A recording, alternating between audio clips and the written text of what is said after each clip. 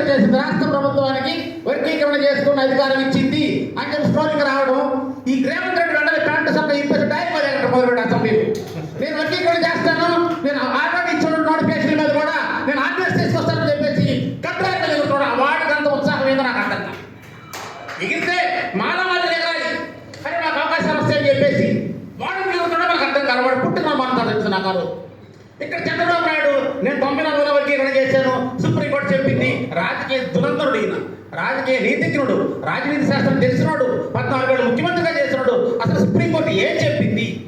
దున్నపోత అట్టయింది, దోడినట్టు కట్టేద్దాం, దున్నపోత ఇందని supreme court చెప్పింది. అది నిజమా కాదని చెప్పి ఆలోచించకుండా నేను అప్పుడే చెప్పాను, ఇప్పుడు నేను జిల్లాల వారీగా చేస్తా, గ్రామాల వారీగా చేస్తానని చెప్పి వీడు దొరుకుతున్నాడు. అసలు చెయ్యాల్సిందేంటి? క్లాసిఫికేషన్ చేయమని సుప్రీంకోర్టు చెప్పింది. చెప్పినప్పుడు మేము ఏం చేయాలి? ఏ క్లాసిఫికేషన్ చేయమని కదా, గణన చేయమని చెప్పింది కదా, డేటా తీసుకోమంది కదా, డేటా తీసుకుందాం.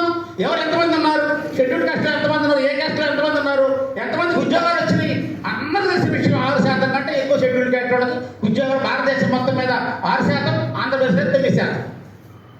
షెడ్యూల్ కాస్ట్ ఇంప్లిమెంట్ అవుతుంది. 15% ఈ రోజు కూడా ఇంప్లిమెంట్ అవ్వలేదు. ఎస్టీలో అయితే కేవలం 2% నుంచి 3% మాత్రం ఇంప్లిమెంట్ అవుతుంది. 7% ఎక్కడా ఇంప్లిమెంట్ అవ్వడం లేదు. అసలు ఇంప్లిమెంట్ అవుతుందా లేదా అని చెప్పేసి సుప్రీంకోర్టు కనీసం ఆనాడు ఇలా ఈ వర్గీకరణ